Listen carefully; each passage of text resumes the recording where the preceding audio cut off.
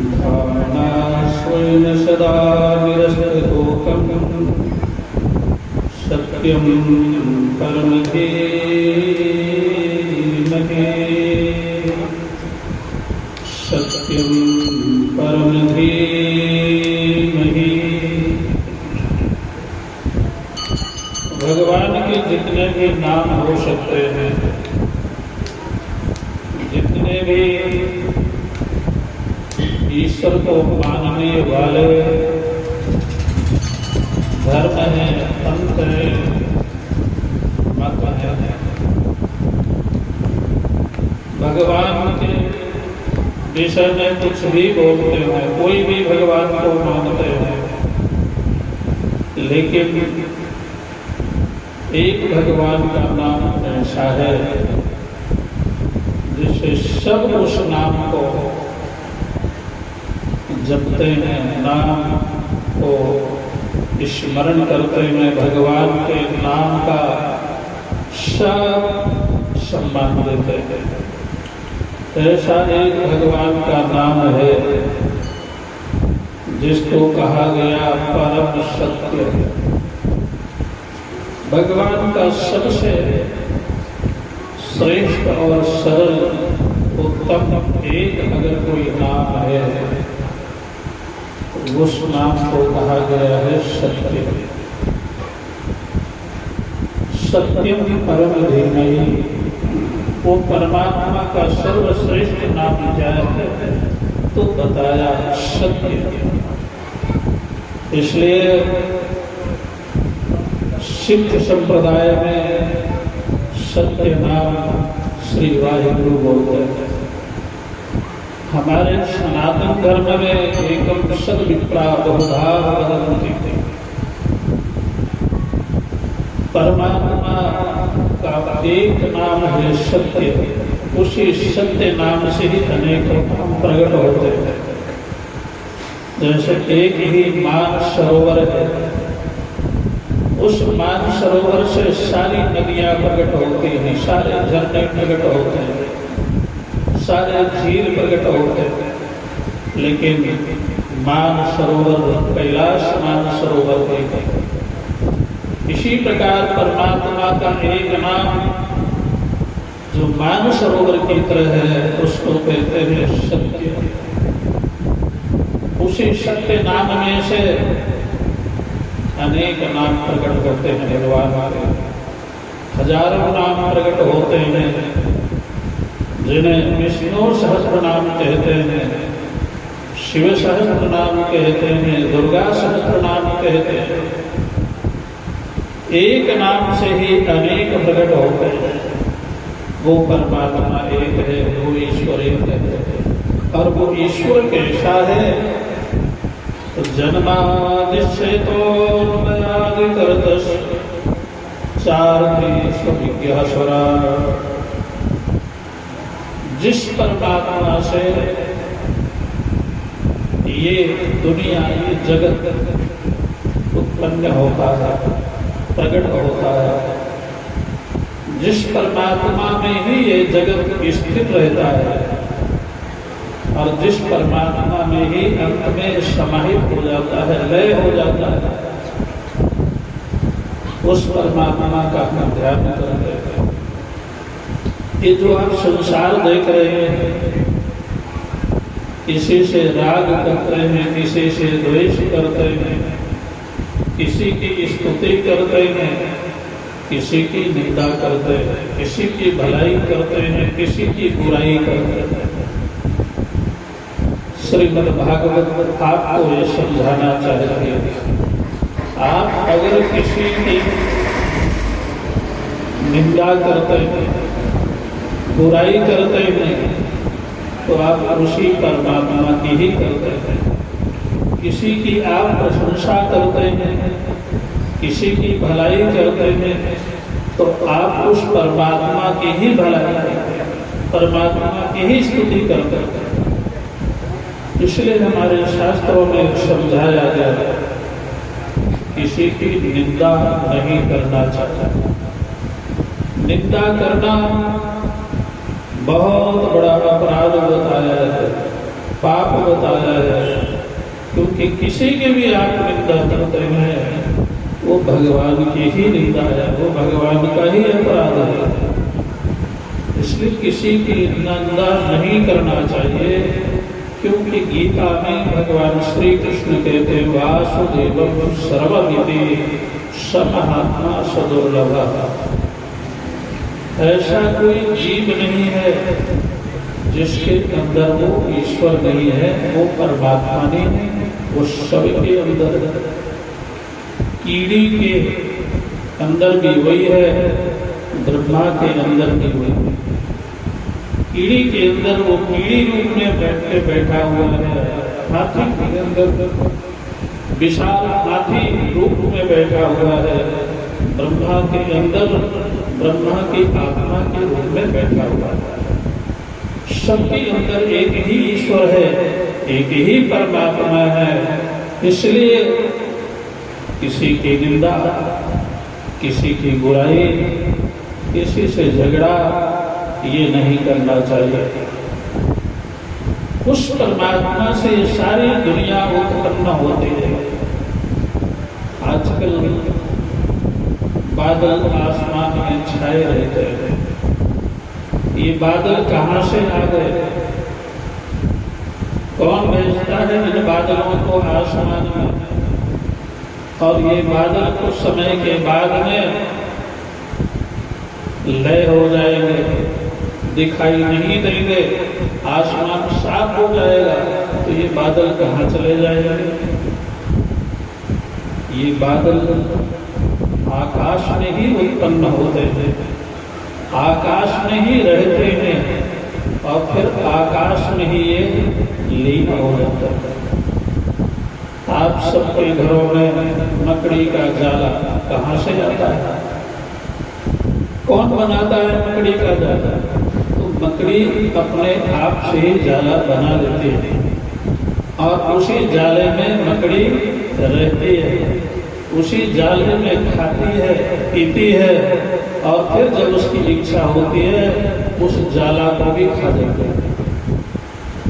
जिस जाले को उसने अपने अंदर से निकाला उसी में वो रहती है, फिर उस जाले को अंत में अपने अंदर लय कर लेते, लीन कर लेती है। इसी प्रकार से ये दुनिया, ये संसार जो आप देखते हैं, परमात्मा ने प्रकट किया अपने स्वरूप से और हम सब उस बनाए हुए परमात्मा के संसार में रहते हैं। परमात्मा भी इसी संसार में है, जैसे मकड़ी अपने जाले में रहती है। और इसके बाद जब प्रलय का समय आता है तो परमात्मा इस दुनिया को जैसे मकड़ी निकल जाती है, खा जाती है, वैसे ही परमात्मा इस दुनिया को अपने में समेट लेता है। सखेति मत्वा वृषभं यदुक्तं हे कृष्ण हे माधव हे सखेति अजानता महिमानं तवेदं। अर्जुन कहता है, हे प्रभु, आप जो मुझे विराट स्वरूप दिखा रहे हैं, गीता के 11वें अध्याय में भगवान ने अर्जुन को अपना विराट रूप दिखाया। भगवान को अर्जुन रोज देखता, रोज, लेकिन कैसे देखता था कि ये मेरे सगे संबंधी हैं, मेरे बुआ के बेटे हैं, मेरे भाई हैं। और दूसरा सखेति मत्वा, सखा के रूप में देखता था, भाई के रूप में देखता था, संबंधी के रूप में देखता था। कृष्ण के साथ चलता है, कृष्ण के साथ खाता है, कृष्ण के साथ सोता है, कृष्ण के साथ खेलता है। लेकिन क्या जानता है कृष्ण को? ये मेरे सखा हैं और ये मेरे भाई हैं, ये मेरे बंधु हैं, ये मेरे मित्र हैं, बस इतना ही जानता है। अर्जुन को ये पता नहीं है कि ये भगवान हैं, ये ईश्वर हैं। लेकिन अर्जुन को जब भगवान ने कुरुक्षेत्र के मैदान में अपना विराट रूप दिखाया, और वो विराट रूप कैसा था, जितने भी कौरव पांडव पक्ष के योद्धा हैं वो साप जैसे ज्वलदम पतंगा यथा नदीनाम बहवम वेगा। आजकल तो भाद्र महीना चल रहा है, मरकरी लाइट जलती है, तो मरकरी लाइट को देख देख करके हजारों कीड़े मरकरी लाइट की ओर दौड़ते हैं। क्यों दौड़ते हैं? बोले मरने के लिए दौड़ते हैं। मरकरी लाइट से टक्कर मार मार के उसकी गर्मी से, उसके तेज से हजारों कीड़े मर जाते हैं, मरने के लिए जा रहे हैं। इसी प्रकार कौरव पांडवों के पक्ष के योद्धा भगवान विराट स्वरूप श्री कृष्ण के मुख में प्रवेश कर रहे हैं, जा रहे हैं, और भगवान श्री कृष्ण सबको खा रहे हैं। लेली हसे कृष्णाना समन्ता, जैसे आप शहद चाटते हैं, रसगुल्ला खाते हैं, वैसे ही भगवान बड़े बड़े योद्धाओं को खा रहे हैं। भीष्म, द्रोण, कृपाचार्य, कर्ण, ये सबको भगवान खा रहे हैं जैसे रसगुल्ला खा रहे हैं। अर्जुन डर गया, प्रभु ये आपका ऐसा स्वरूप मुझसे देखा नहीं। इस सारी दुनिया आपके मुख में प्रवेश कर रही है, सारी दुनिया आपके अंदर जा रही है। बड़े बड़े ज्वालाएं, अग्नि की ज्वालाएं आपसे मुख से प्रकट हो रही हैं। मुखाद अग्निर्गायता, भगवान के मुख से अग्नि प्रकट हुई है। भगवान के मुख को अग्नि कहा गया है, इसलिए सब आपके मुख में प्रवेश कर रहे हैं।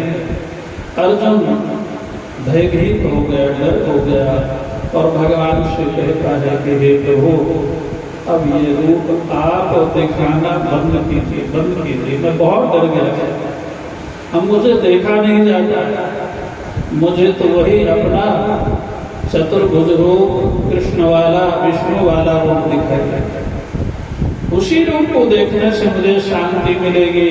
ये विराट रूप आपका देख करके मुझे तो कुछ समझ में नहीं आता है कि आप कौन हैं।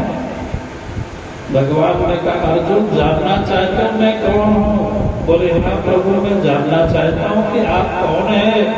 भगवान ने कालोस्मी, मैं सबका काल हूँ, लोकक्षय कृत प्रविद्धो।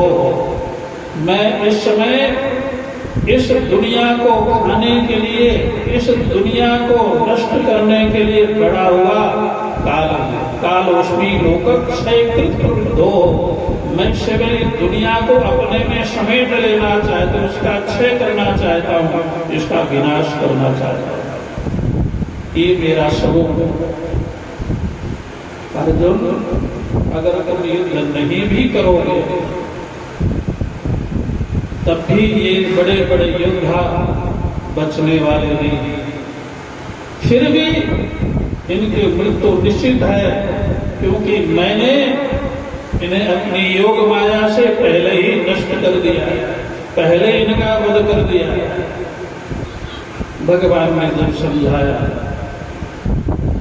तो अर्जुन ने कहा, प्रभु आपने जब इन सबको नष्ट कर दिया है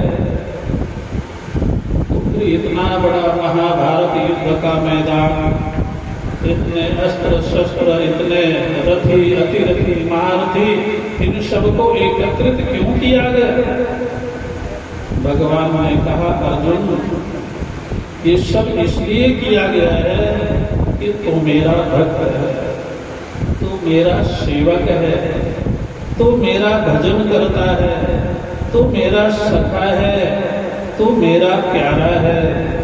इसलिए मैं इस महाभारत विजय का श्रेय तुझे देना चाहता हूँ। ये महाभारत युद्ध को अर्जुन ने जीत लिया। अर्जुन इतना बड़ा शूरवीर है, मैं ये तुझे यश देना चाहता हूँ, कीर्ति देना चाहता हूँ, क्योंकि तू मेरा भक्त है। इसलिए इस युद्ध को तो मरे हुए को ही मारना है, तुझे ज्यादा परिश्रम नहीं करना पड़ेगा। ये भगवान ने अर्जुन को समझाया। अंत में अर्जुन कहता है, करिष्ये वचनं तव, हे प्रभु अब मेरी शंका का समाधान हो गया, अब मैं युद्ध छोड़ के नहीं भागूंगा, अब आप जो कहेंगे मैं वो करता। फिर महाभारत युद्ध होता है। ये एक श्लोक श्रीमद् भागवत का जो मंगलाचरण के रूप में आप सुन रहे हैं, ये संसार जो आप देख रहे हैं, दुनिया जो आप देख रहे हैं, आपने नहीं बनाया, किसी वैज्ञानिक ने नहीं बनाया, इसको बनाने वाला ईश्वर है, परमात्मा है। कैसे बनाया? बोले जैसे मकड़ी जाला अपने मुंह से निकाल के बना देती है, वैसे ही भगवान ने अपने अंदर से ही इस संसार को प्रकट कर दिया। आप रात्रि में सोते हैं, जब आप सोते हैं तो स्वप्न देखते हैं, स्वप्न देखते हैं तो सपने में जो दुनिया दिखाई पड़ती है, जो हाथी घोड़े पानी जो संसार दिखाई पड़ता है, उसको आप बनाते हैं क्या? किसी ने उसको बनाया है जो आप सपने में देखते हैं? बोले नहीं महाराज, बनाया तो किसी ने नहीं, लेकिन सपने में दिखता है सब। क्यों दिखता है?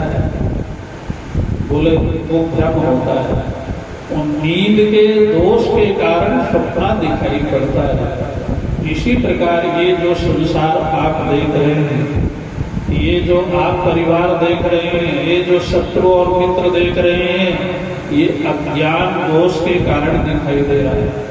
अविद्या के कारण, अविद्या संस्कार के कारण, अज्ञानता के कारण ये दुनिया दिखाई पड़ती है।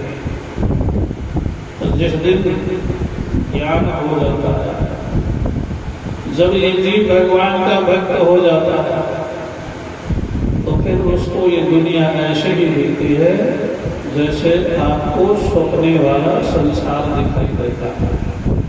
जैसे राजस्थान बड़ा प्रसिद्ध है मरुमरीचिका का जल। आप लोगों ने देखा कि नहीं देखा है? वेदांत में तो ये बहुत प्रसिद्ध है और हमने भी देखा है। रेगिस्तान राजस्थान में रेत और टीले के टीले, सैकड़ों टीले के अंदर रेत ही रेत दिखता है। और 12 बजे दोपहरी में जब सूर्य की किरण उस रेत पर पड़ती है तो दूर से हिरण देखता है तो उसको ऐसा लगता है कि कोई सरोवर जल भरा हुआ है। जल नहीं है, लेकिन सूर्य की किरण पड़ने से रेत में जल दिखाई पड़ता है, नदी दिखाई पड़ती है, तालाब दिखाई पड़ता है। हिरण सोचता है आगे बहुत बड़ा सरोवर है, पानी भरा हुआ है, मुझे प्यास लगी, मैं दौड़ूं, सरोवर मिलेगा, पानी पीऊंगा, प्यास बुझ जाएगी, थोड़ी सरोवर के किनारे आराम करूंगा, बड़ा आनंद आएगा, शीतल हवा लूंगा, ठंडी हवा लूंगा। हिरण दौड़ता है गुलाचे मार करके उस सरोवर की ओर। जैसे जैसे दौड़ता है वैसे वैसे वो सरोवर और दूर दिखाई देने लगता है। दौड़ते दौड़ते हिरण प्यास के मारे मर जाता है, लेकिन सरोवर का जल उसे मिलता नहीं है, क्योंकि वो होता ही नहीं है, केवल दिखाई देता है कुछ नहीं। भागवत समझाती है पहले इस श्लोक में, ये संसार भी ऐसा ही है। अज्ञानता के कारण परिवार दिखाई पड़ता है, संसार दिखाई पड़ता है, धन दिखाई पड़ता है, लेकिन यहाँ है कुछ। आंख बंद हुई बोल देते हैं राम नाम सत्य है। इसलिए भगवान शिव कहते हैं, हे पार्वती, ये दुनिया कैसी है? बोले शत हरि भजन जगत सब सपना। ये जगत क्या है? सपना। सब क्या है? भगवान का नाम। बस ये याद रखो, दो बातें। संसार क्या है? कौन बोलता है? भगवान शिव। भगवान शिव कौन है? जिनके 3 नेत्र हैं। त्रिनेत्र भगवान शंकर। 3 नेत्र कौन? 3 नेत्र का अर्थ होता है जिनका ज्ञान का नेत्र हमेशा खुला रहता है। हम सबके 2 आँख हैं, भगवान शंकर के 3। तीसरी आँख जब खुल गई, जिसको ज्ञान नेत्र कहते हैं, तो शंकर जी ज्ञान नेत्र से इस संसार को देखते हैं। तो कह दिया, पार्वती जगत सब सपना। ये संसार कैसा है? बोले स्वप्न है। यहाँ कुछ मिलता नहीं है। स्वप्न में नोटों से जेब भर जाती है, लेकिन जागने पर न कोई जेब है न कोई नोट। बस इसी प्रकार यहाँ सेठ जी बड़े खुश होते हैं, मेरी कोठी इतनी बड़ी है, मेरे पास इतने नोट हैं। लेकिन जिस दिन श्वास बंद हुई, दुनिया में खूब कमाया यारो, क्या हीरे क्या मोती, लेकिन क्या करें, कुछ लेके नहीं गए क्योंकि कफन में जेब नहीं होते। सब कुछ यहाँ इकट्ठा तो किया, लेकिन लेके एक कौड़ी नहीं जाते। क्यों नहीं जाते? क्योंकि है ही नहीं। ये केवल एक वासना है, मन की कल्पना है। श्रीमद् भागवत एक ही श्लोक में क्या बता रही, क्या समझा रही है, ये समझा रही है। इसलिए धर्म प्रोजित कई तरोत परमो निर्मत शरणाम सताम वेद्यम वास्तु शिवदम तापत्रय उन्मूलनम। श्रीमद् भागवते महामुनि कृते किं वा परेरीश्वरः सत्यो हृदयवृद्धृते कृतवे शुश्रूभिर्लक्षणात्। वेद व्यास जी कहते हैं, श्रीमद् भागवत क्या है? इसमें परम धर्म का वर्णन है। कल मैंने बताया था, एक धर्म होता है, एक परम धर्म होता है। धर्म की चर्चा सब करते हैं, लेकिन परम धर्म की चर्चा श्रीमद् भागवत करते हैं, संत करते हैं। और श्रीमद् भागवत में परम धर्म का ही वर्णन है। परम धर्म का अर्थ होता है जिसका धन ईश्वर ही है, परमात्मा ही है। जो अपने जीवन में सबसे बड़ा धन ईश्वर को मानता है, भगवान के भजन को मानता है, भगवान के नाम को अपना धन मानता है, दुनिया में सबसे बड़ा धनवान वही है। सकल भुवन मध्य निर्धनास्ते धन्यः निवसति हृदयेषां श्रीहरिर्भक्तिरेकः। तीनों लोकों में सबसे बड़ा धनवान वही है जिसके हृदय में भगवान की भक्ति का वास होता, निवास होता, वो धनवान है। क्योंकि दुनिया का धन यही रह जाता है। और जो भजन करता है तो सारा भजन उसके साथ जाता है, जहाँ जाता है। ईश्वर का भजन ही ऐसा है, भगवान की भक्ति ही ऐसी है जो कभी साथ छोड़ती नहीं, कभी आपसे अलग होती नहीं। और जहाँ आप जाते हैं वो भक्ति वही आपके काम आती है। आपके दुख सुख में भक्ति आपकी मदद करती है। ये भगवान का नाम। निगम कल्पतरोर्गलितं फलं सुखमुखादमृतद्रवसंयुतं पिबत भागवतं रसनालयं मुहुरहो रसिका भुवि भावुकाः। व्यास जी कहते हैं कि इसलिए हे मेरे प्यारे संसार के जीवों, ये जो श्रीमद् भागवत रूपी फल है, रस है, इसको हमेशा अपने कान के पुटों में भर कर करके इसे पीते रहो, पीते रहो। कल्प वृक्ष स्वर्ग में होता है। बोलिए वृंदावन बिहारी लाल की जय। जय जय श्री राधे, जय जय श्री राधे। सुना है ना कल्प वृक्ष? कल्प वृक्ष स्वर्ग में होता है, मृत्यु लोक में नहीं होता। अब कल्प वृक्ष की विशेषता है, उसके पास में जो व्यक्ति चला जाए तो जो भी वो कल्पना करेगा, जो संकल्प करेगा, उसको वही मिलेगा। जो वो सोचेगा वही होता जाएगा। वो कहेगा मेरे पास हवाई जहाज होता तो हवाई जहाज आ जाएगा। वो सोचेगा मेरे पास कार होती तो कार आ जाएगा। तो सोचेगा मेरे पास बेटा होता तो देवता बेटा बन के आ जाएगा। जो सोचेगा वही होता जाता। इसलिए उसका नाम है कल्प वृक्ष, यानी कल्पना का पेड़, कल्पना का वृक्ष। तो स्वर्ग में होता है। इसलिए स्वर्ग में लोग जाना चाहते, बोले करना जाना कुछ नहीं है, बस कल्पना करते रहो, सब मिलता रहेगा।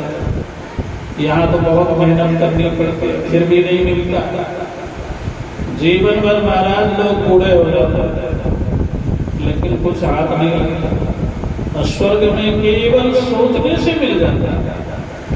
एक व्यक्ति गया कल्प वृक्ष के पास।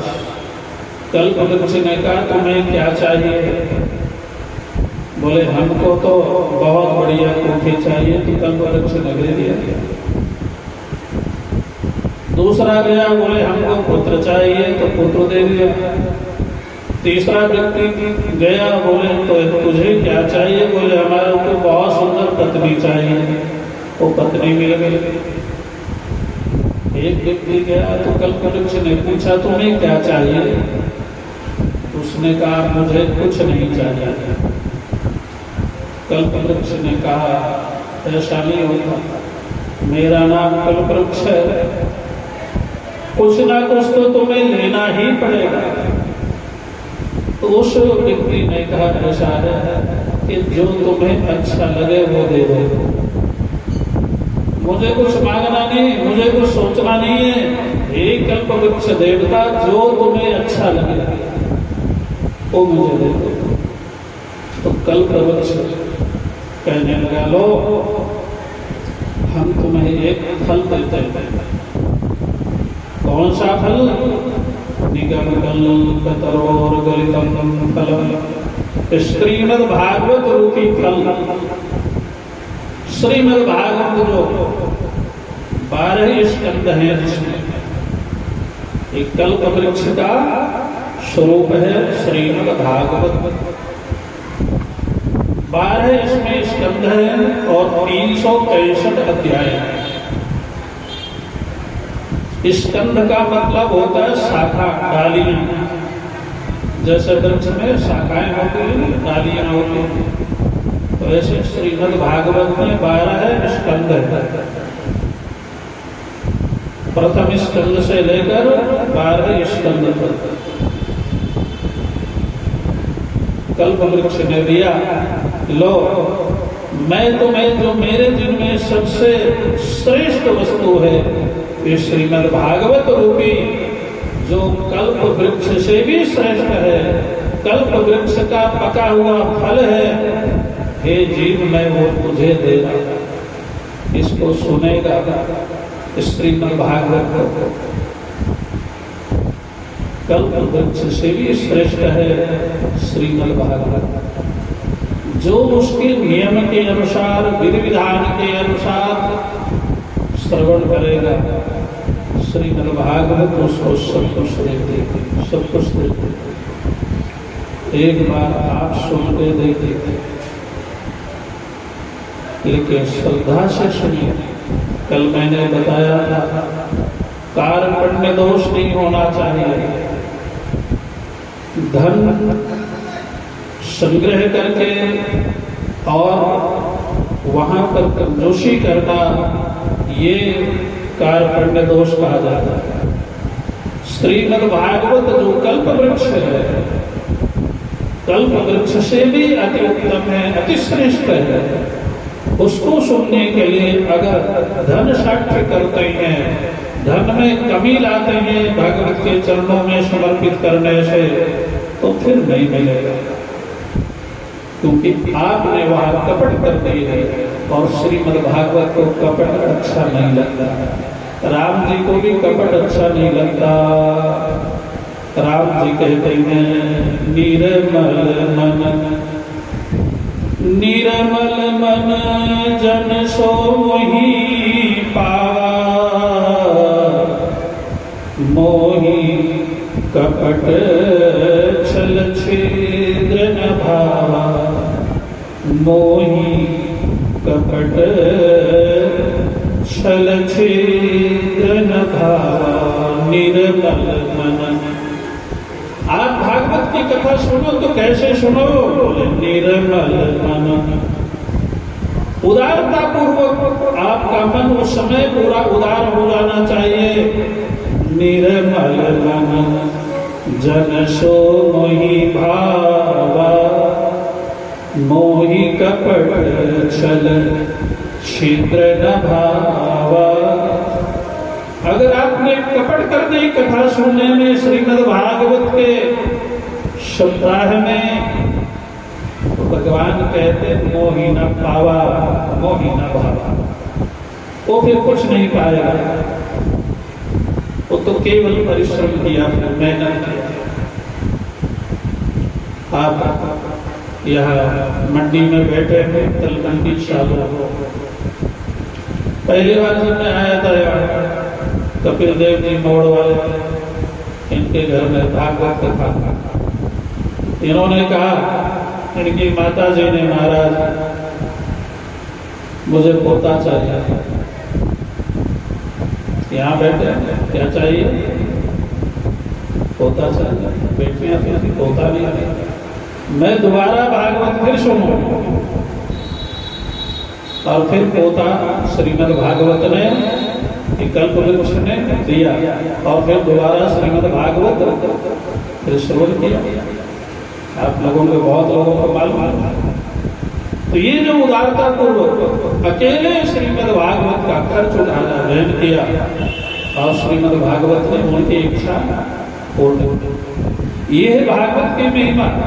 आप देखते हुए, सुनते हुए अगर नहीं विश्वास करते हैं, तो फिर तो जायस्व प्रियस्व, फिर तो आप जैसे जी रहे हैं वो जी रहे हैं।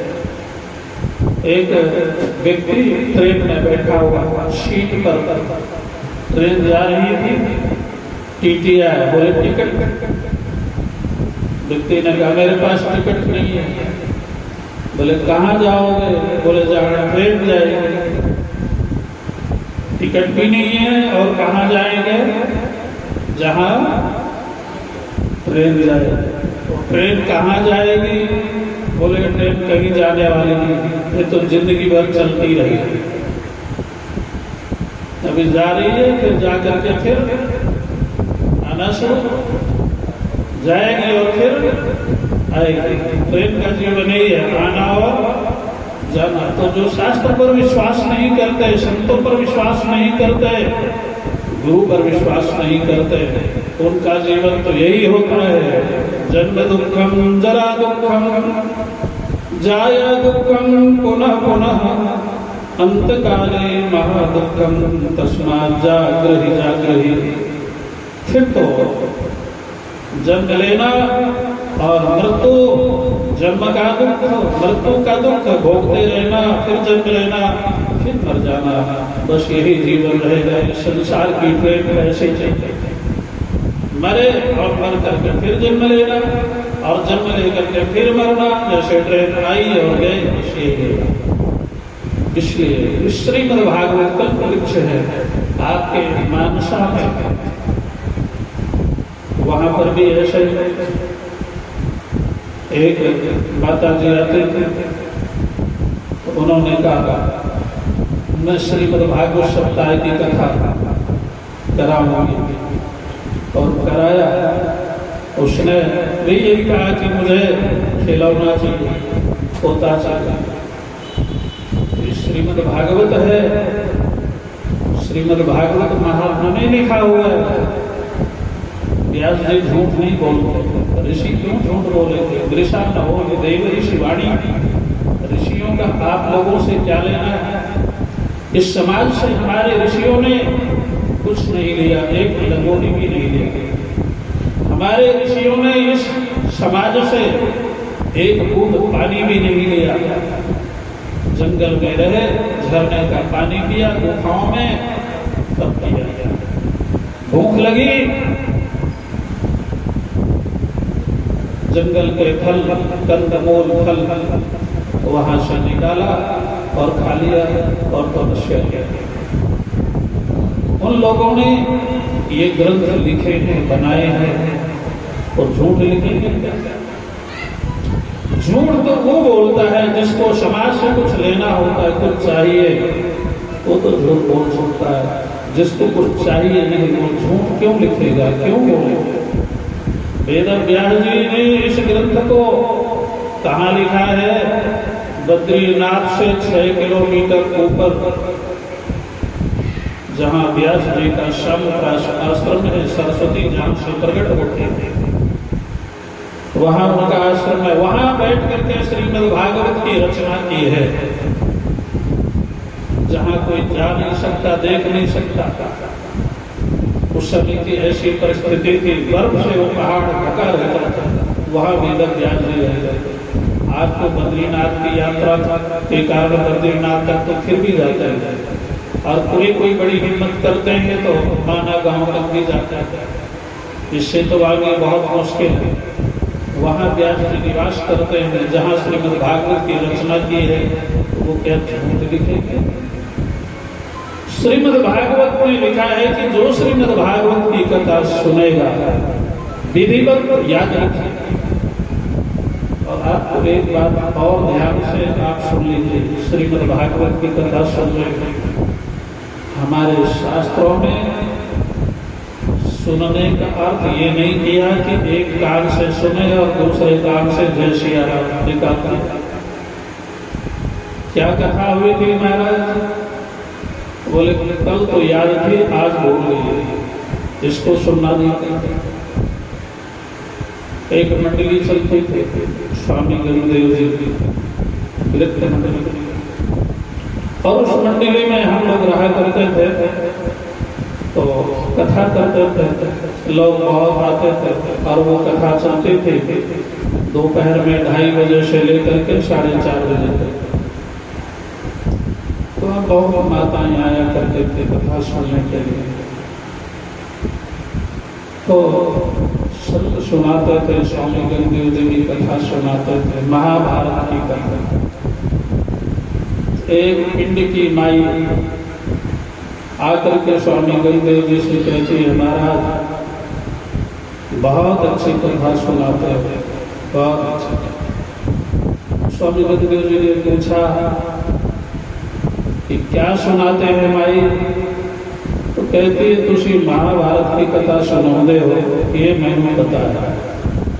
बोले अच्छा, महाभारत की कथा सुनाते हैं तो पांडव कितने सी? बोले पांडव 5 सी। कितने पांडव थे? 5। बोले उनका नाम क्या था? तो माता बिचारी बोलती, कहती एक अर्जुन सी, एक भीम सी, एक हौर सी, एक हौर सी, एक में भूल गई। कितने पांडव से? 5। एक अर्जुन, एक भीम, एक और से, एक मैं भूल गई। ये कथा होती है,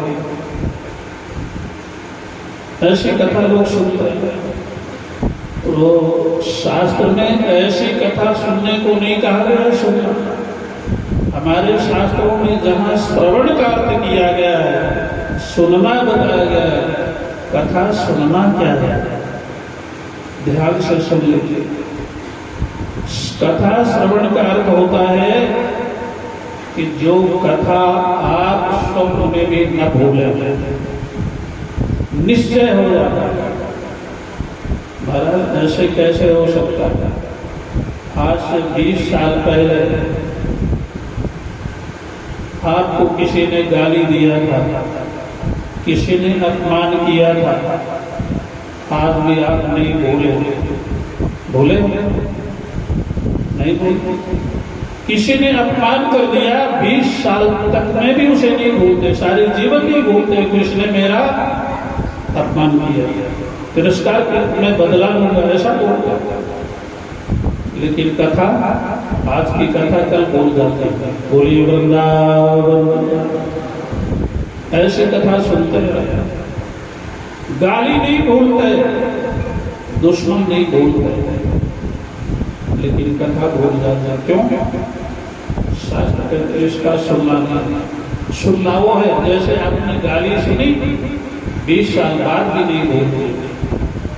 इसी तरह कथा सुने, एक बार सुन लें, कभी ना भूलें। गुजरात में एक गिरनार पर्वत है, गिरनार, वहां में गया। एक संत बड़े अच्छे अभी भी है। कभी कभी कुंभ जब होता है हरिद्वार का, प्रयाग का, तो वहाँ वो संत आते हैं, तो दर्श हो जाता है। बड़े अच्छे सिद्ध संत गिरनार के। तो वहां पर मैं बैठा था उनके पास में, तो कुछ लोग आ गए, सेठ लोग मिलने के लिए। चर्चा चली, तो एक सेठ जी कहने लगे, महाराज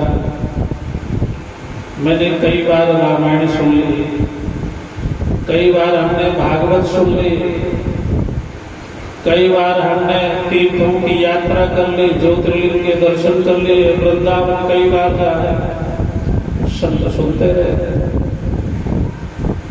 तो सेठ जी को फिर भी संतोष नहीं हुआ।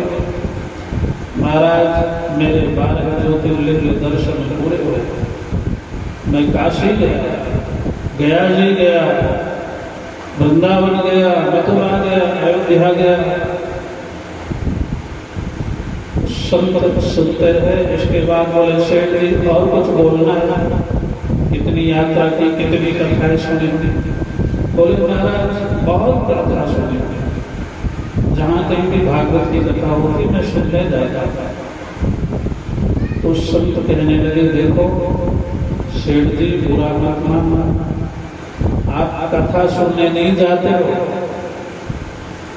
आप जाते हो पिकनिक मनाने, आप जाते हो मनोरंजन करने, आप जाते हो अपना अहंकार प्रकट करने के लिए, कथा सुनने नहीं जाते। क्या सुना है कथा में? कथा में क्या सुना? एक परीक्षित राजा थे, कितनी बार कथा सुनी उन्होंने जिंदगी में? सिर्फ एक बार। कितनी बार? केवल एक बार उन्होंने सुनी, दोबारा सुनने की जरूरत उनको नहीं पड़ी। एक बार कथा सुनने से भगवान मिल गए, उनकी मुक्ति हो गई। एक बार कथा सुनने से परीक्षित भगवान के धाम को चले गए। और सेठ तुमने कितने बार कथा सुनी, कितने बार रामायण सुनी, कितने बार भागवत सुनी, और अभी भी भटक रहे, अभी भी संसार में भटक रहे इधर से उधर। इसका मतलब तुमने कथा नहीं सुनी। राम राम सब कोई कहे, दशरथ कहे न कोई, एक बार दशरथ कहे कोटि जन्म फल हो। एक बार जिंदगी में जो राम कह दिया, जटाओं ने भगवान ने अपने गोद में जटायु को लेकर दुलार किया, अपने हाथ से जटायु का भगवान ने संस्कार किया और अपने धाम में दिया। तुमको पूरा जीवन हो गया कथा सुनते लगे अभी तक बात लगी रही। इसलिए जहां पर शास्त्र में वर्णन किया गया कथा सुनना क्या है, ये नहीं कि आज यहाँ सुनते तो वहां सुनेंगे और जीवन में कुछ नहीं। कथा सुनो, जीवन में दिखाई देना चाहता है। हमने कथा सुनी, आपके अंदर उदारता आना चाहिए, आपके अंदर दिव्यता आना चाहिए, आपका जीवन सरल होना चाहिए, पवित्र होना चाहिए। आपके जीवन से झूठ, कपट, छल, निंदा, ये सब हमेशा के लिए चले जाना चाहिए। तब तो आपने कथा सुनी है। उस श्रीमद् भागवत में वेद व्यास जी लिखते हैं, परम धर्म का वर्णन श्रीमद् भागवत में भगवान का वर्णन है। नैमिषारण्य से ये कथा प्रारंभ होती है, सूत सौनक ऋषियों से ये कथा चलती है। सौनक ऋषि ने सूत जी से प्रश्न किया है, महाराज कलयुग का वर्णन किया गया है, मंदा समुद मतयो हो। कलयुग में लोगों की बुद्धि बहुत मंद हो गई। मंद क्यों हो गई है? क्योंकि वो सब जानते हैं कि झूठ नहीं बोलना चाहिए, लेकिन फिर भी बोलते हैं। सब जानते हैं चोरी नहीं करना चाहिए, लेकिन फिर भी करते हैं। सब जानते हैं किसी की निंदा नहीं करना चाहिए, फिर भी करते हैं। यही बात गीता में अर्जुन ने भगवान से प्रश्न किया। श्री कृष्ण, हे गोविंद, कामेश क्रोधेश रजोगुण समद्भवः महासनो महापाप्मा विद्धेन विवैरिणम्। ऐसा कौन मनुष्य नहीं जानता है कि पाप क्या है, पुण्य क्या है? कौन नहीं जानता? शराब पीने वाला भी जानता है कि शराब पीना अच्छा नहीं है। शराब की बोतल में लिखा हुआ है कि स्वास्थ्य के लिए हानिकारक है। बीड़ी के बंडल में तंबाकू की गुटकी की पुड़िया में लिखा हुआ है कि तंबाकू खाने से कैंसर होता है, बीड़ी पीने से कैंसर होता है, लेकिन फिर भी पीता पड़ता है। अब पढ़ करके फिर भी वही करता है जो करने के लिए मना किया गया। शराब पीने वाला फिर भी शराब पीता है, गुटखा खाने वाला फिर भी गुटखा खाता है, सिगरेट पीने वाला फिर भी सिगरेट पीता है, पढ़ कर। इसी प्रकार सब जानते हैं कि पाप क्या है, पुण्य क्या है, फिर भी पाप करते हैं। क्यों करते? क्यों करते? जानते हुए पाप क्यों करते हैं? दुर्योधन भी यही कहता है। भगवान श्री कृष्ण से जानामि धर्मं न च मे प्रवृत्ति, जानामि पापं न च मे निवृत्ति।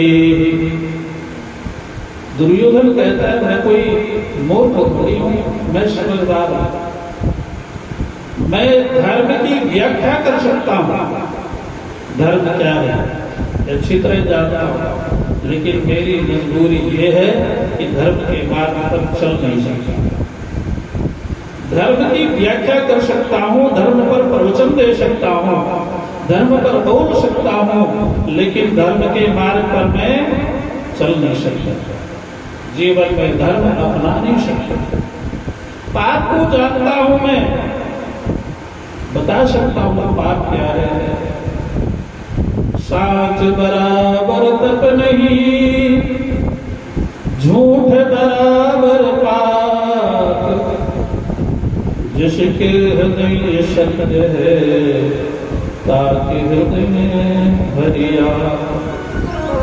झूठ जो बोलना सीख गया, समझ लो उसने सारे पाप कर दिए। अर्जुन कहता है कि ऐसा क्यों होता है? मनुष्य जानता है पाप को, मनुष्य जानता है पुण्य को, लेकिन फिर भी पाप छोड़ता नहीं, पुण्य करता है। तो भगवान ने कहा, अर्जुन तुमने ठीक कहा है। मनुष्य के जीवन में कुछ ऐसे देवता हैं जो भला उससे पाप करवाते हैं। कौन? बोल, एक तो काम देवता। कौन देवता है? काम देवता। जब जीवन में काम आता है तो पाप करता है। जानता है ये अपराध है, ये पाप है, नहीं करना चाहिए, लेकिन काम उसके बुद्धि को ढक देता है, ज्ञान को ढक देता है। अप्रितम ज्ञान में देना ज्ञान है ना नित्य वैर। काम रूपी शत्रु देवता जीव के ज्ञान को, विवेक को ढक देता है, आवरण डाल देता है, सुला देता है और उस व्यक्ति से पाप करा देता है। दूसरा देवता है जिसको क्रोध कहते हैं। क्या बोलते हैं? क्रोध। जब क्रोध आता है जीवन में तो व्यक्ति पाप पर प्रवृत्त होता है। माँ को भी गाली दे देता है, पिता का भी तिरस्कार कर देता है, गुरु का भी तिरस्कार करता है। दुर्योधन ने भीष्म के पितामह का तिरस्कार कर दिया, द्रोणाचार्य का तिरस्कार कर दिया और यहाँ तक कि भगवान का भी तिरस्कार किया। भगवान गए हस्तिनापुर दुर्योधन को समझाने के लिए। दुर्योधन कहता है नाचने गाने वाला आ गया, इससे रस्से से बांधो, बंदी बना लो, कैद में डाल दो, जेल में डाल दो। दुर्योधन कहता है भगवान कृष्ण का भी अपमान करो। जब व्यक्ति के जीवन में क्रोध आता है तो बड़े से बड़े महान से महान व्यक्ति का तिरस्कार करता है, वो पाप करता है। और तीसरा देवता है जिसे लोभ कहते हैं, लोभ देते। जब लोभ जीवन में आता है तो व्यक्ति झूठ बोलता है, दूसरों को धोखा देता है, दूसरों की आंखों में धूल झोंकता है और उससे नाजायज फायदा उठाता है। धन कमाने के लिए लोभ के कारण कितने व्यक्ति पाप करते हैं। इसलिए ये जितने भी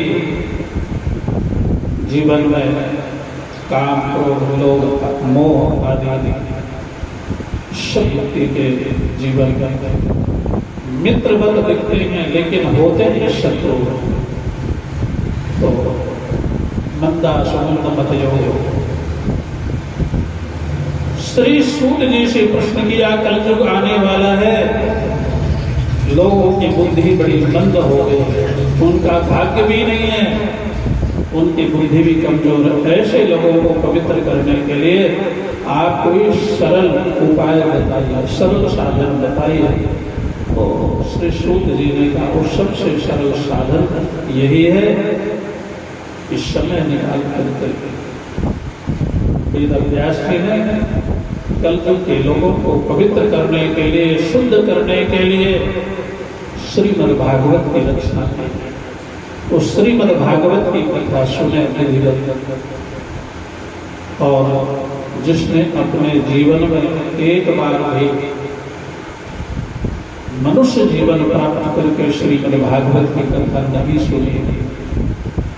व्यास जी लिखते हैं खरवत गत तेन नीतम।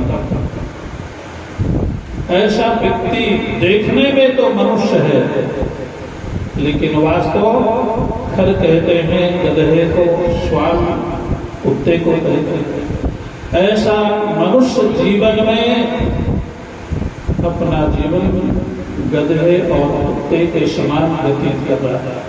जिसने भागवत अपने जीवन में नहीं सुनी, अर्थात कहने का मतलब यह है कि मनुष्य जीवन प्राप्त करने के बाद एक बार श्रीमद् भागवत की कथा मनुष्य को जरूर सुनना चाहिए। और अब एक भजन आप सुने, उसके बाद आगे का दर्शन सुनाते हैं।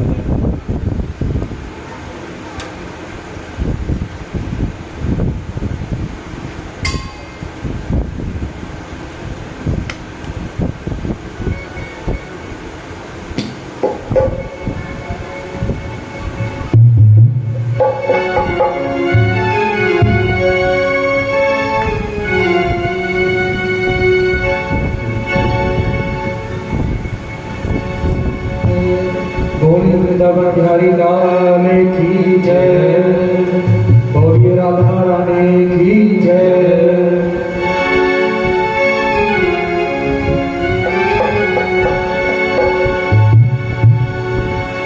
राधे मेरी बंसी कहाँ खो गई,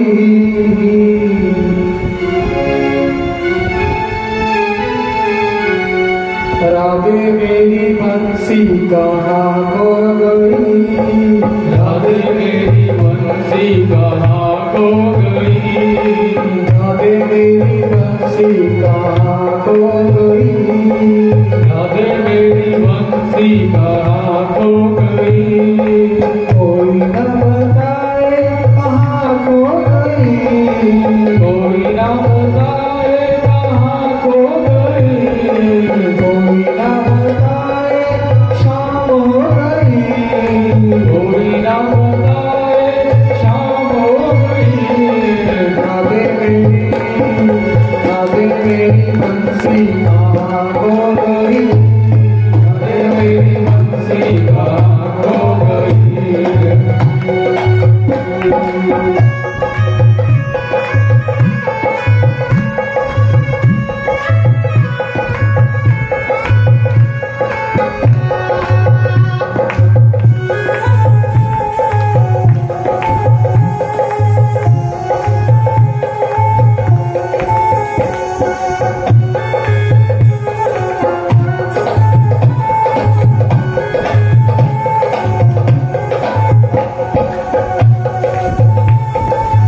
बंसी कर जाओगे से हो, फिर बंसी कर जाओगे से बंसी प्राण से प्यारी, फिर बंसी कर कैसे जाऊं बंसी प्राण से प्यारी, फिर बंसी कर जाओगे से बंसी प्राण से प्यारी, फिर बंसी कर कैसे जाऊं बंसी प्राण से प्यारी। पापा तो मुझे कुछ न कहेगा तो पड़ेगा भारी, पापा तो मैं कुछ न कहूँगा राधे मेरी बंसी कहाँ खो गई, राधे मेरी बंसी कहाँ खो गई, राधे मेरी बंसी कहाँ खो गई, राधे मेरी बंसी कहाँ खो गई।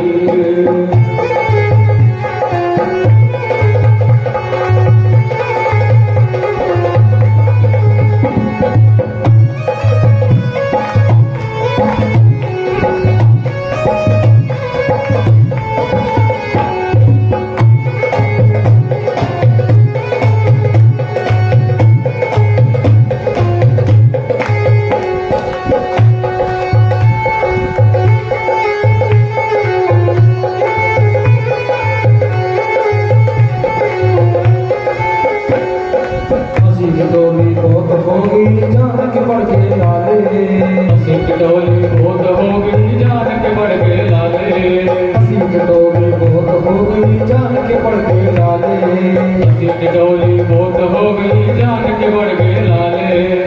यारे बहुत हो गई लगे यारी भी बहुत हो गई घर के सभी कमाले, यारी भी बहुत हो गई लगे वाले, बहुत हो गई घर के साथ वाले। राधे मेरी बंसी कहाँ खो गई, राधे मेरी बंसी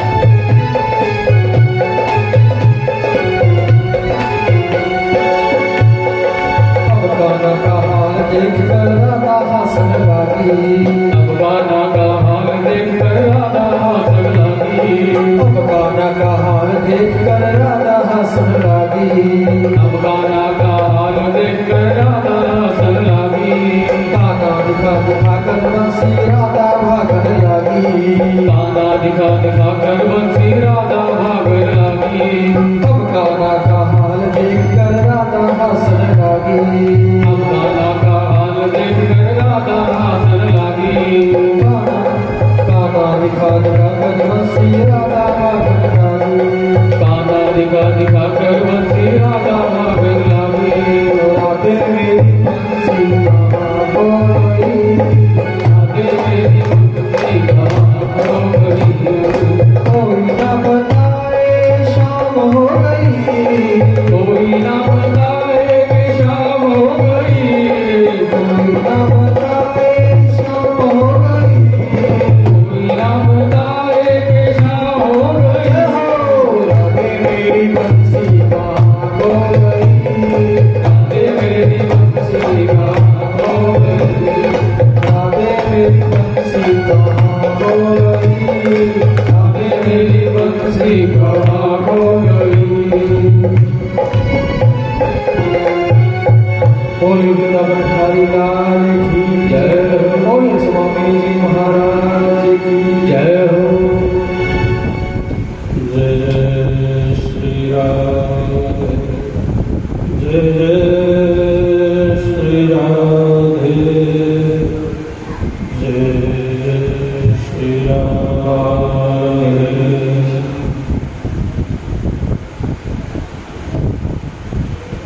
सोनू जी ने 6 प्रश्न किए हैं श्री सूत जी से। पहला प्रश्न है, हमने जीवन में बहुत शास्त्र श्रवण किए हैं। 17 पुराण श्रवण किया, 9वीं साल में थी। इसलिए हे सूत जी, अब शास्त्र नहीं सुनाइए, अब शास्त्रों का सार सुनाइए। 17 पुराण शास्त्र हम श्रवण कर चुके हैं, लेकिन अब शास्त्रों का, पुराणों का सार सुनना चाहते हैं। दूसरा प्रश्न है, मनुष्यों के कल्याण के लिए आपने क्या निश्चय किया है? जितने भी पुराण हैं, सभी पुराणों में मनुष्य के कल्याण के लिए क्या बताया है? कौन सा साधन बताया है? तीसरा प्रश्न है, भगवान देवकी के गर्भ से किस कार्य के लिए अवतीर्ण हो? भगवान के अवतार लेने का प्रयोजन क्या है? और चौथा प्रश्न है, भगवान ने अवतार लेकर के जितनी लीलाएं की हैं, जो जो चरित्र किए हैं, जिन जिन भक्तों के ऊपर भगवान ने कृपा की है, अनुग्रह किया है, भगवान के लीला का वर्णन कीजिए और भगवान के भक्तों के चरित्र का वर्णन कीजिए। पांचवा प्रश्न है, भगवान के कितने अवतार हैं? और छठवां प्रश्न है, जब भगवान कृष्ण धरातल से, पृथ्वी से लीला संपन्न करके चले गए, धर्म कह शरणम गतः, धर्म का क्या हुआ? धर्म कहाँ स्थिर रहता है? धर्म किसकी शरण में रहता है? ये 6 प्रश्न किया है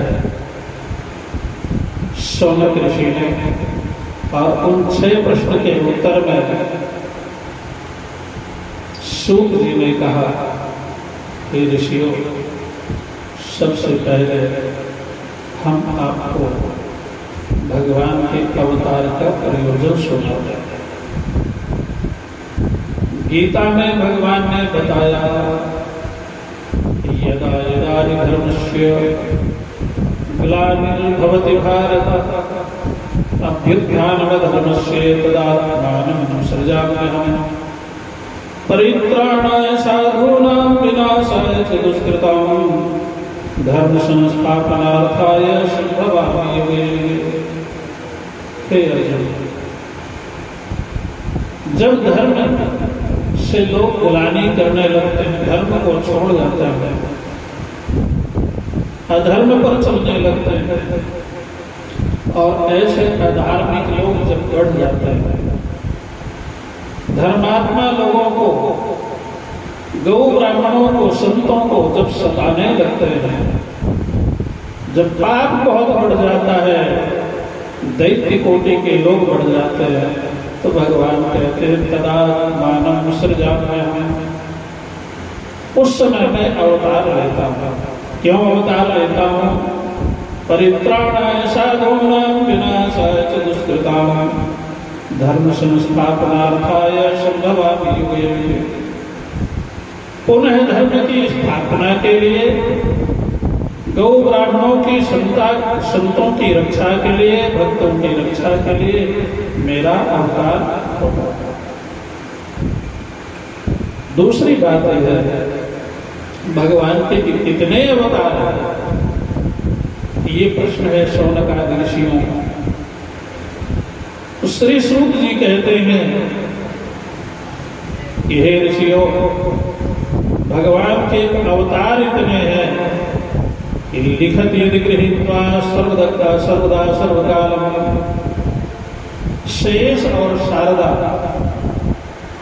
समुद्र की मछली बनाकर, शाही बनाकर, और जितने भी वृक्ष हैं उनकी कलम बनाकर, संपूर्ण पृथ्वी को कागज बनाकर, अगर वो भगवान के अवतारों को लिखने लगे कि भगवान के कितने अवतार हैं, तब शेष शारदा भी अवतारों को लिख नहीं सकते। भगवान के असंख्य अवतार हैं, नाना अवतार। लेकिन हे ऋषियों, इन अवतारों में जो भगवान के प्रधान अवतार हैं, मुख्य अवतार हैं, वो 24 हैं। उन 24 अवतारों में आप उनके नाम सुन लीजिए। इन 24 अवतार का वर्णन इसलिए श्रीमद् भागवत में श्री सूत जी ने किया, श्री व्यास जी ने किया। इन 24 अवतार भगवान के परम मंगलमय है। सायं प्रातः काल और सायंकाल जो इन भगवान के 24 अवतारों का स्मरण करता है, उसका परम मंगल होता है। उसके पुण्य की वृद्धि होती है, उसके कुल की वृद्धि होती है, उसके जीवन में प्रसन्नता की वृद्धि होती है। इसलिए आइए ये 24 अवतार भगवान के आप श्रवण कीजिए। 24 अवतारों में सबसे पहले सूत जी ने वर्णन किया है भगवान का पहला अवतार शनकादिक अवतार, जिसकी कथा आप सुन रहे थे। ये ब्रह्मा जी के मानस पुत्र हैं शनकादिक, लेकिन ये भगवान के ही अवतार हैं।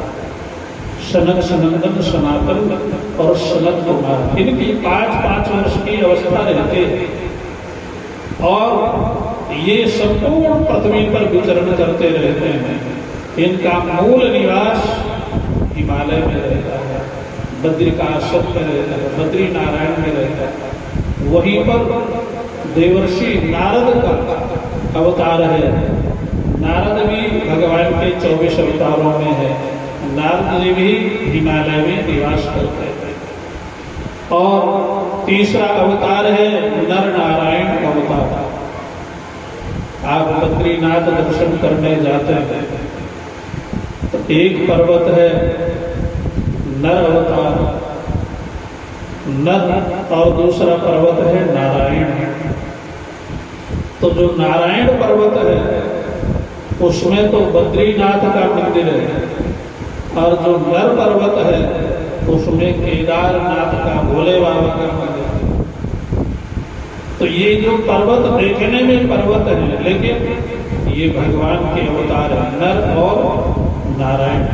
ये पर्वत के रूप में हमको दिखाई पड़ते हैं, लेकिन तपस्या कर रहे हैं, तपश्चर्या कर रहे हैं, इसलिए इनको नर नारायण अवतार कहा जाता है।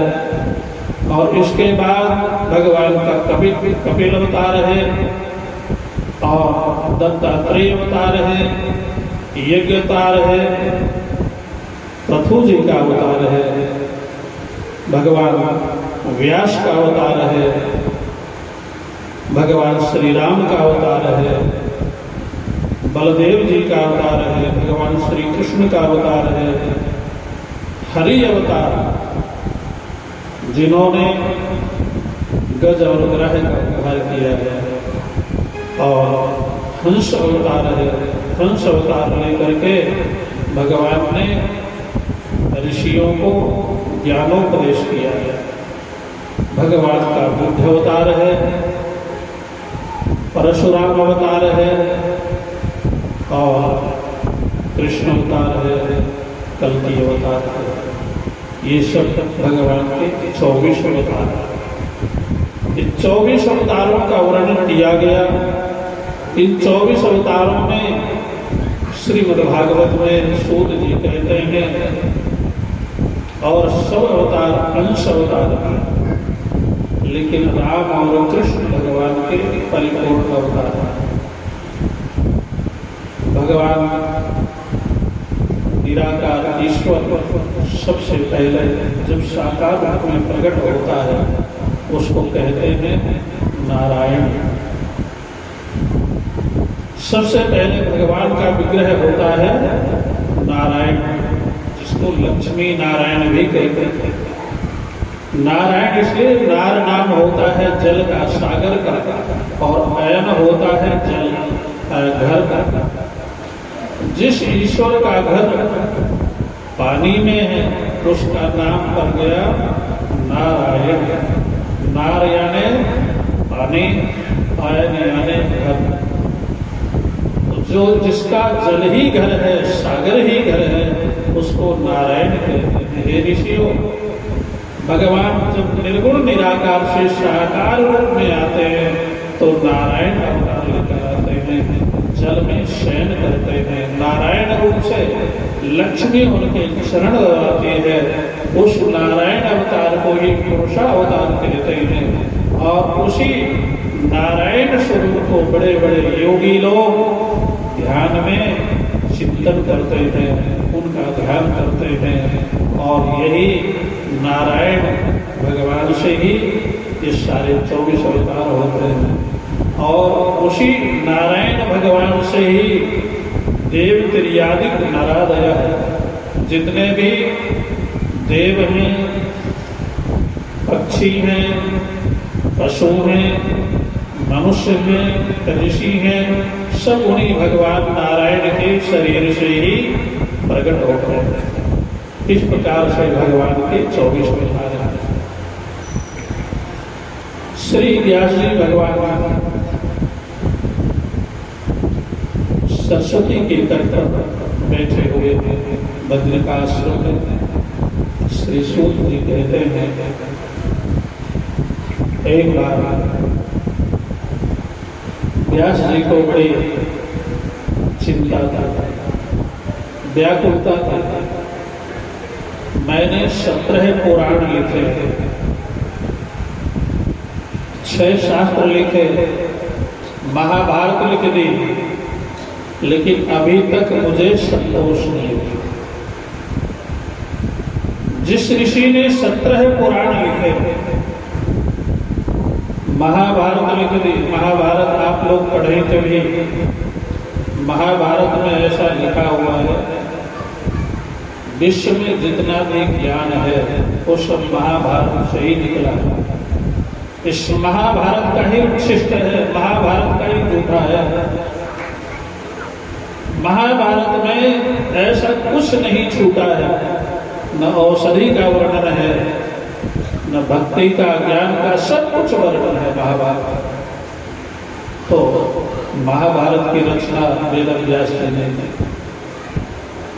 और एक वेद के 4 वेद बना दिया व्यास जी ने जीवों के कल्याण के लिए।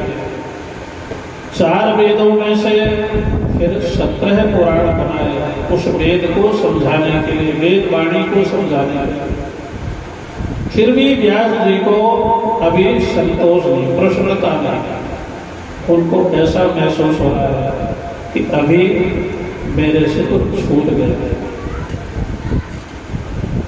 तो व्यास जी इस चिंता में बैठे हुए थे। उसी समय देवर्षि नारद का आगमन हुआ। देवर्षि नारद उस बद्रिकाश्रम में सरस्वती नदी के तट पर बैठे हुए वेद व्यास जी के सामने आकाश मार्ग से प्रकट हो गए। वेद व्यास जी ने उठ करके खड़े होकर देवर्षि नारद का स्वागत किया। स्वागत करने के पश्चात देवर्षि नारद ने वेद व्यास जी से पूछा, हे व्यास जी, आप प्रसन्न तो है ना? आपने 17 पुराण लिख दिए, 4 वेद बना दिए, महाभारत लिख दिए, अब तो आपको प्रसन्नता होगी। लेकिन वेद व्यास जी ने कहा, देवर्षि नारद, मालूम नहीं, मैंने सारे ग्रंथ लिखने के बाद में मुझे प्रसन्नता नहीं है, खुशी नहीं है, संतोष नहीं है। मुझे नहीं मालूम कि मुझसे अभी तक क्या त्रुटि है, क्या कमी है। मनुष्य जीवन बहुत नाजुक। बोलिए वृंदावन बिहारी की जय। ये व्यास जी की कथा नहीं है, ये हम सबकी कथा है। आप अपने हृदय को टटोल कर देखिए, आत्ममंथन करके देखिए, क्या आप अपने जीवन से संतुष्ट हैं? आप अपने जीवन से क्या खुश हैं? आपको ऐसा लगता है कि मैंने सब कुछ पा लिया, सब कुछ कर लिया, अब कुछ पाने के लिए, कुछ करने के लिए मेरे जीवन में अब कुछ नहीं। अब मैं अपने जीवन में पूरी तरह से संतुष्ट हूँ, पूरी तरह से खुश हूँ, अब मुझे कुछ करना शेष नहीं, अब मुझे कुछ नहीं चाहिए। क्या इतनी संतुष्टि हम आपके जीवन में है? तो आप पाएंगे कि नहीं।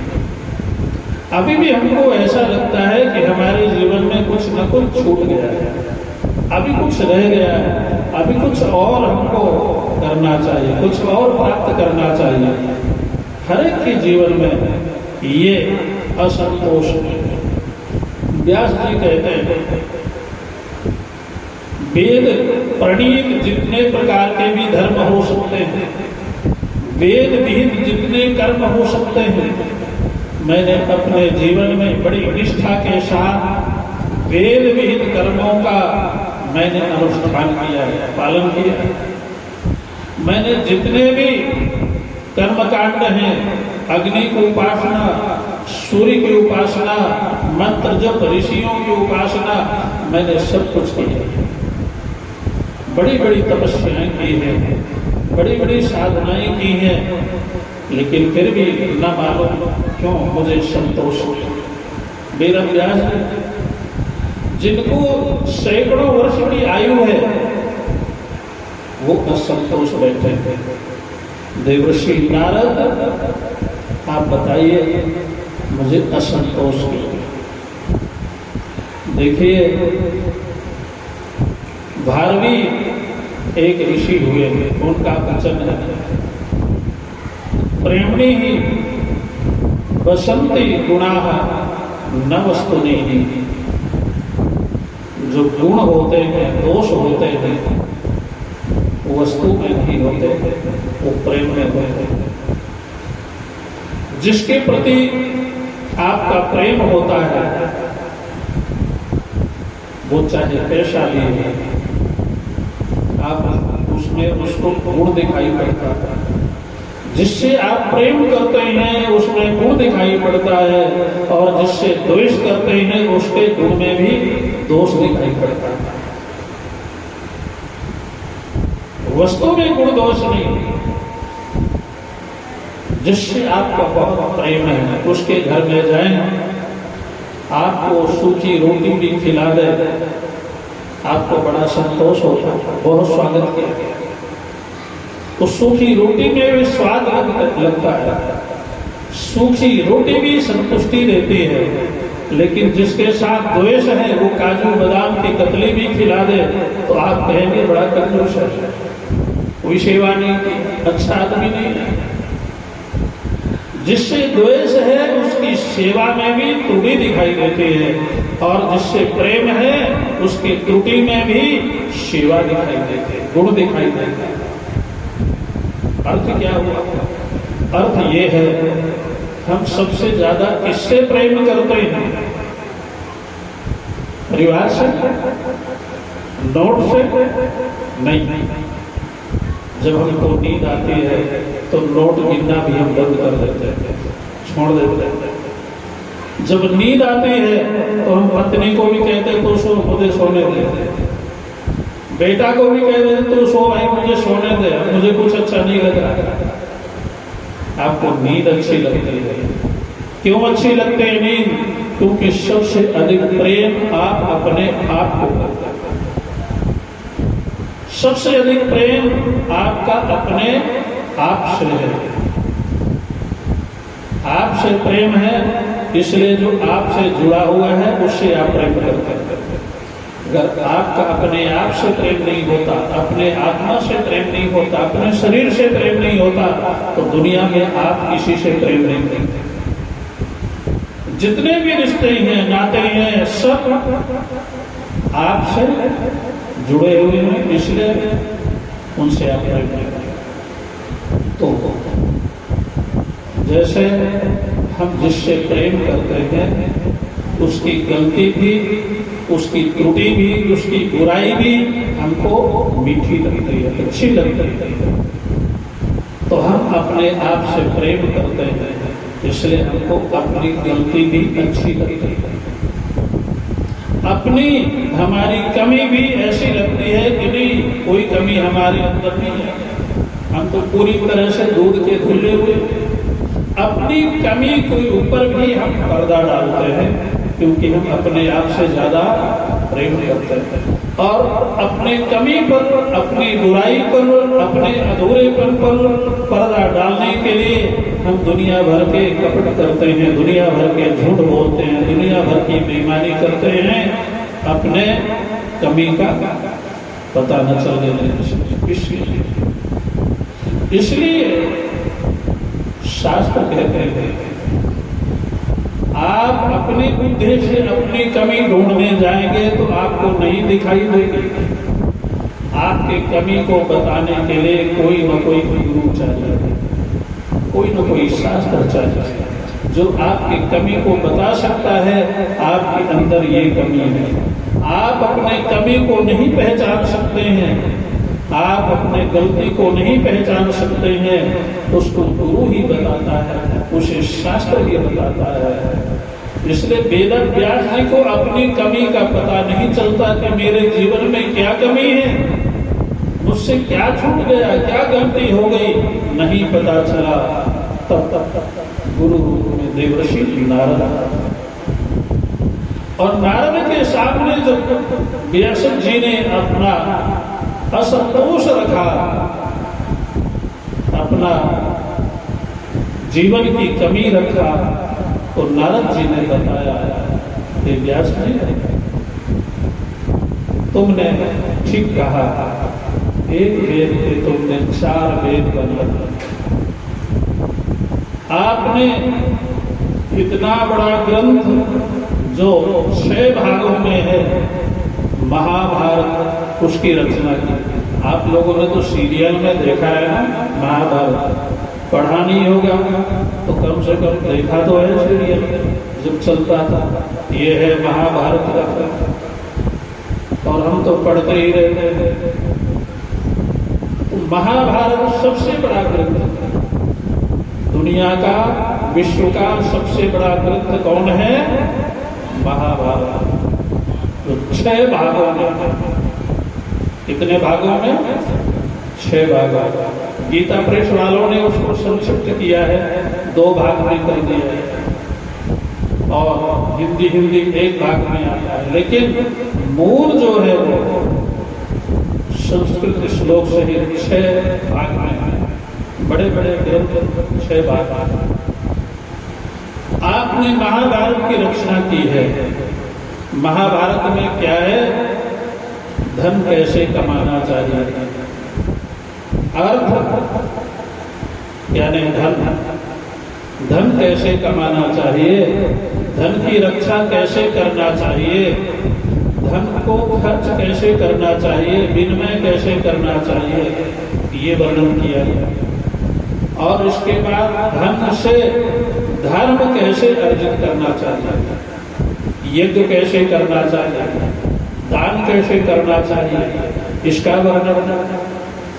और काम का सेवन कैसे करना चाहिए, शादी विवाह कैसे करना चाहिए, और मुक्ति कैसे प्राप्त होती है, इन चीजों का वर्णन। अर्थ, धर्म, काम, मोक्ष, ये 4 पुरुषार्थों का वर्णन महाभारत में किया गया है। देवर्षि नारद कहते हैं, वेदव्यास जी आपने अर्थ का वर्णन किया, धर्म का वर्णन किया, काम का वर्णन किया, मोक्ष का वर्णन किया, आपने सब कुछ वर्णन कर दिया है।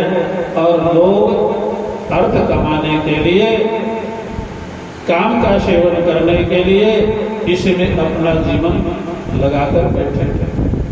धन के पीछे लोग पागल हो गए, धन के लिए लोग इतना अनर्थ कर रहे हैं। और आप लोगों ने देखा होगा, बहुत से लोग तो जो शराब पीने वाले हैं, मांस खाने वाले हैं, वो कहते हैं कि मांस खाना, शराब पीना ये कोई गलत नहीं है, ये तो ग्रंथों में लिखा हुआ है, शास्त्रों में लिखा हुआ है, ऐसा वर्णन करता है। लिखा हुआ नहीं है, वहां पर जो लिखा है शराब कैसे छोड़ना चाहिए ये लिखा हुआ है। लेकिन शराब पीने वाले ने उससे अर्थ क्या ले लिया कि शराब पीना चाहिए, ये लिखा हुआ, उल्टा अर्थ। तो देवर्षि नारद कहते हैं कि हे वेदव्यास जी, आपने जो महाभारत में लिखा है लोग उसका अर्थ का अनर्थ कर रहे हैं। एक व्यक्ति का मेरे पास फोन आया और कहने लगा, महाराज मैं कभी कभी भांग पीता हूँ, गांजा पीता हूँ। तो हमने कहा, भाई क्यों पीते हो भांग? बोले शास्त्रों में लिखा हुआ है। भाई कौन से शास्त्र में लिखा हुआ है? बोले शंकर जी पीते थे। मैंने कहा, भाई शंकर जी पीते थे, कहाँ लिखा हुआ है? बोले भजन सुना है कि भोले भगत तुम्हारी, मैं घोटत घोटत हारी। तो मैंने कहा, ये भजन शास्त्र है क्या? ये तो भांग पीने वालों ने ये भजन लिख दिए और गाने वालों ने गा दिए। तो भजन का नाम शास्त्र नहीं है भैया, ये तो भजन उन्हीं ने ऐसे बनाए हैं जो भांग पीने वाले हैं, गांजा पीने वाले हैं, उन्हीं लोगों ने ऐसे भजन बना दिया और गाते हैं लोग। तो भजन को शास्त्र नहीं कहते हैं। किसी शास्त्र में ये नहीं लिखा कि शंकर जी भांग पीते थे। तो उसने कहा कि महाराज फिर भांग शंकर जी में चढ़ाते तो है, तो जब खाते थे तभी तो चढ़ाते हैं। तो मैंने कहा, भैया ये बताओ कि तुम बाल साफ करने के लिए, शरीर साफ करने के लिए शैम्पू लगाते हो, साबुन लगाते हो, तो शैम्पू साबुन लगाते हो तो कोई कहे कि भाई तुम तो शैम्पू साबुन खाते हो, आप खाते हैं क्या? तो वहाँ शैम्पू साबुन लगाना अर्थ है, वहाँ खाना अर्थ नहीं है। तो इसलिए भांग शंकर जी में चढ़ाने के लिए लिखा हुआ है। शंकर जी खाते थे ये अर्थवानी है, वहाँ चढ़ाना है। चढ़ाते तो फूल भी है, धतूर के फल भी चढ़ाते हैं, बहुत कुछ चढ़ता है। इसका मतलब ये थोड़ी अब माताएं यहाँ बैठी अपने बालों में वो लोहे की कील लगाते हैं, चिमटी। कोई कहे चढ़ता है ना उनके सिर पर, तो ये खाती भी हो। तो बोले भैया ये अनपढ़ वाली बात मत करो, ये तो बालों में लगाने के लिए, संवारने के लिए है। शरीर का मैल साफ करने के लिए शैम्पू साबुन होता है, उसका अर्थ खाना नहीं होता। लेकिन जो लोग भांग खाते हैं, गांजा पीते हैं, उन लोगों ने अर्थ करने लगे, अर्थ का अनर्थ करने लगे कि शंकर जी भांग पीते थे, गांजा पीते थे। और कुछ भगवान शिव के चित्र बनाने वाले ऐसे विचित्र हो गए कि उन्होंने तो महाराज वो चिलम पीते हुए चित्र बना दिया भगवान शिव। चिलम पी रहे भगवान शिव, ऐसे भी चित्र बना दिया। लेकिन एक बात ध्यान रखिए, सावधानी से सुन लीजिए। आप श्रीमद् भागवत की कथा सुन कि जितने भी चित्र बनाए जाते हैं ये वास्तविकता नहीं होती, ये सब मन कल्पित होते हैं। एक व्यक्ति के मन की कल्पना होती है, ये चित्र बनाने वालों की कल्पना है, ये वास्तविक नहीं है, ये सत्य नहीं है, ये उनकी केवल कल्पना मात्र है। इसलिए महाभारत में जो वेद व्यास जी ने लिखा है, वहां पर जहां शराब शब्द आया है, जहां तक शोक शब्द आया है, वहां उसको छोड़ने के लिए वेद व्यास जी ने लिखा है, मांस को छोड़ने के लिए लिखा है। लेकिन खाने वालों ने अर्थ का अनर्थ करने लगे कि खाना लिखा है। इसलिए देवर्षि नारद कहते हैं कि हे वेद व्यास जी भगवान, आपसे एक काम छूट गया, लोग अर्थ का अनर्थ करने लगे। इसलिए आप अब भगवान के यश का वर्णन कीजिए, भगवान के लीलाओं का वर्णन कीजिए, भक्ति का वर्णन कीजिए, जिससे लोगों का कल्याण होगा। आपने सब कुछ वर्णन कर दिया है, लेकिन भगवान के लीलाओं का वर्णन नहीं किया, भगवान के यश का वर्णन नहीं किया, कीर्तन का वर्णन नहीं किया, भक्ति का वर्णन नहीं किया है। यही जीवन में है। आप कथा सुनकर आप कितना भी धन कमा लीजिए, कितना भी आप भोग लीजिए, लेकिन आपको खुशी नहीं मिलेगी। लेकिन खुशी तब मिलेगी जब आप भगवान का भजन करेंगे। तुलसीदास जी कहते हैं, बारी मथे घृत हो ही बरु, बारी मथे घृत हो ही बरु, सिकताते बरुते, बिन हरि भजन न भवत रही, यह सिद्धांत यते। विज्ञान कभी इंसान इतना उन्नति कर ले, इतना विकास कर ले कि जो रेती है ना, गंगा जी से निकलती यमुना जी से, उसमें से तेल निकालने लग जाए, रेती में से, पत्थर में से तेल निकालने लग जाए मनुष्य। और बारी मथे घृत हो ही बरु, समुद्र को मत करके घी निकालने लग जाए। इतना विज्ञान उन्नति कर ले, विकास कर ले, पानी से घी निकालने लगे और रेत से तेल निकालने लग जाए। लेकिन एक बात याद रखना, बिना भगवान के भजन के तुम्हें शांति मिलने वाली नहीं। हरि भजन बिना सुख शांति नहीं, हरि भजन बिना सुख शांति नहीं, हरि भजन बिना सुख शांति नहीं, हरि भजन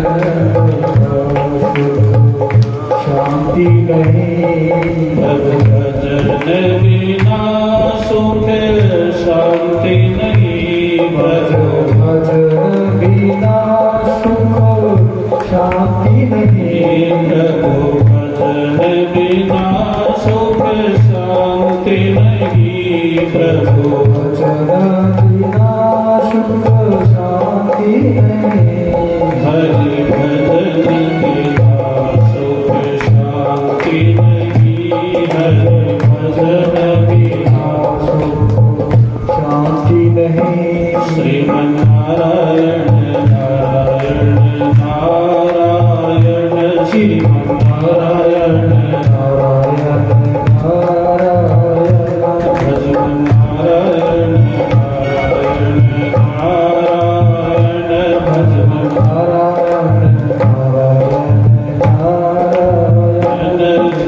नारायण नारायण नारायण श्री नारायण नारायण नारायण श्री नारायण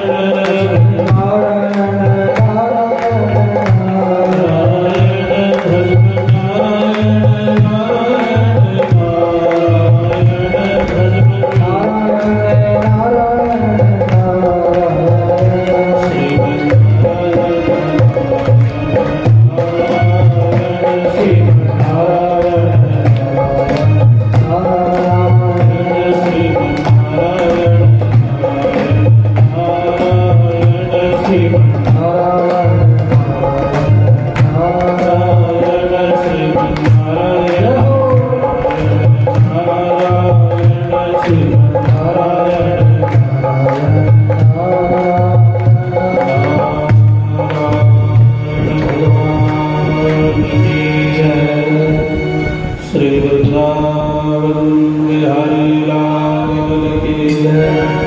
व्यास भगवान की, सुखदेव भगवान की जय। श्रीमद्भागवत महापुराण की जय।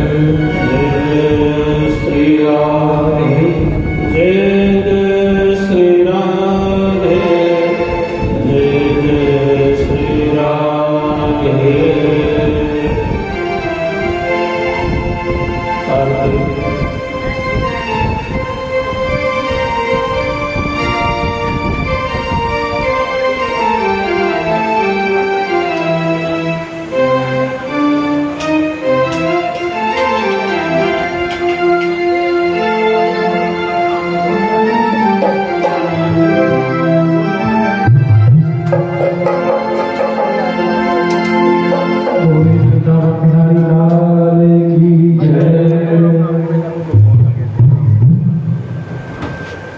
बोले बांके बिहारी लाल की जय।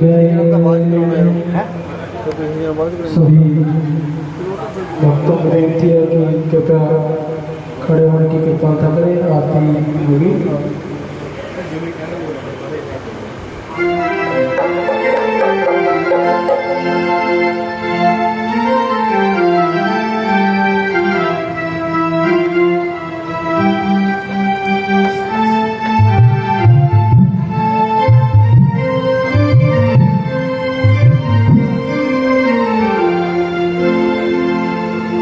श्री भागवत भगवान की है आरती, पापियों को पाप से है तारती।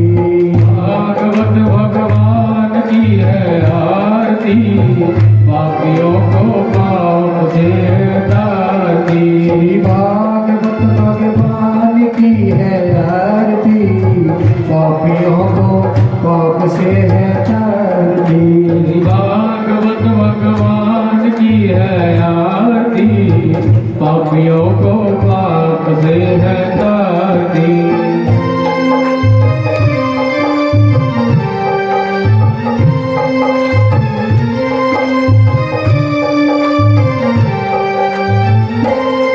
जय अमर ग्रंथ, जय मुक्ति पंच, जय पंचम वेद निराला, नव ज्योत जगाने वाला। जय अमर ग्रंथ, जय मुक्ति पंथ, जय पंचम वेद निराला, नव ज्योत जगाने वाला। जय अमर ग्रंथ, जय मुक्ति पंथ, जय पंचम वेद निराला, नव ज्योत जगाने वाला। जय अमर ग्रंथ, जय मुक्ति पंथ, जय पंचम वेद निराला, नव ज्योत जगाने वाला। हरि राम जय, हरि ध्यान जय, हरि राम जय, हरि ध्यान जय, हरि राम जय, हरि ध्यान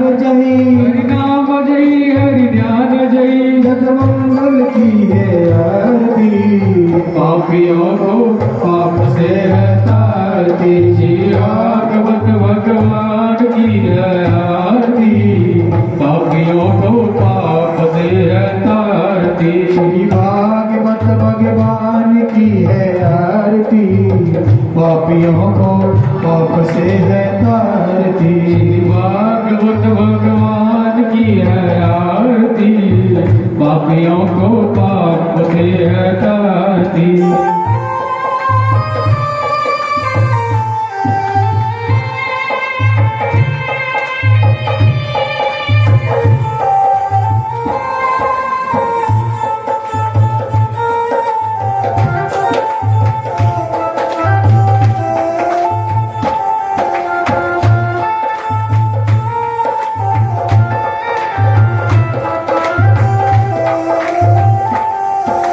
शांति गीत पावन पुनीत पापों को मिटाने वाला, हरि दर्श कराने वाला। शांति गीत पावन पुनीत पापों को मिटाने वाला, हरि दर्श कराने वाला। शांति गीत पावन पुनीत पापों को मिटाने वाला, हरि दर्श कराने वाला। शांति गीत पावन पुनीत पापों को मिटाने वाला, हरि दर्श कराने वाला। जय सुख करनी जय दुख हरनी, जय सुख करनी जय दुख हरनी, जय सुख करनी जय दुख हरनी, जय सुख करनी जय दुख हरनी। श्री मधुसूदन की आरती, पापियों को पाप से है तारती।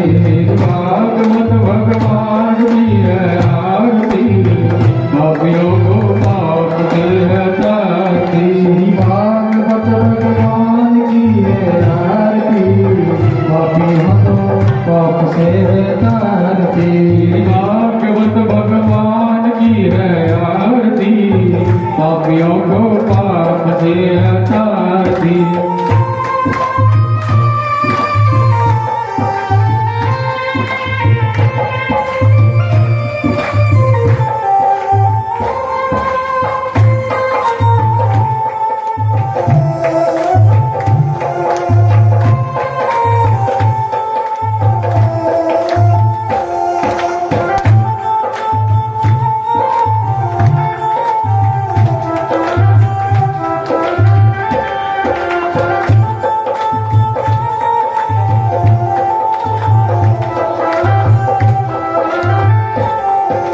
मधुर बोल जगवंत खोल, सतमार्ग बताने वाला, बिगड़ी को बनाने वाला। जय मधुर बोल सतपंथ खोल, मत मार्ग बताने वाला, बिगड़ी को बनाने वाला।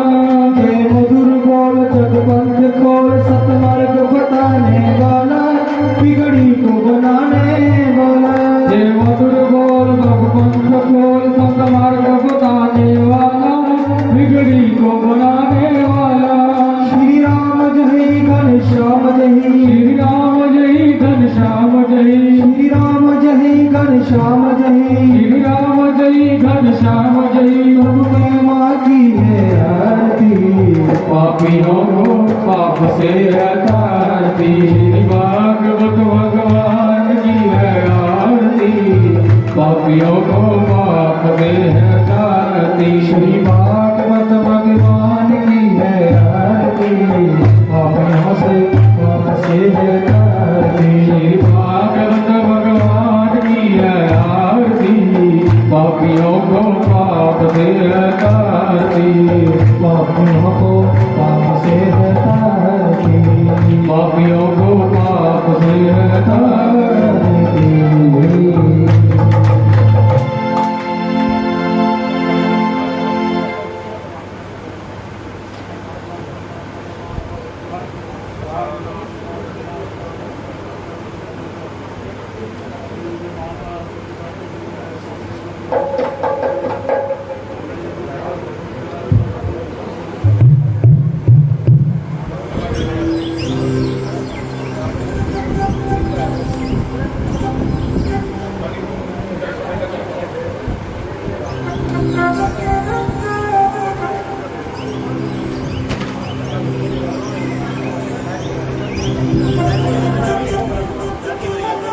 बोलिए वृंदावन बिहारी लाल की जय। सभी भक्तों से निवेदन है कि कृपया बैठकर प्रसाद ग्रहण करें। सभी को बैठकर ही प्रसाद मिलेगा।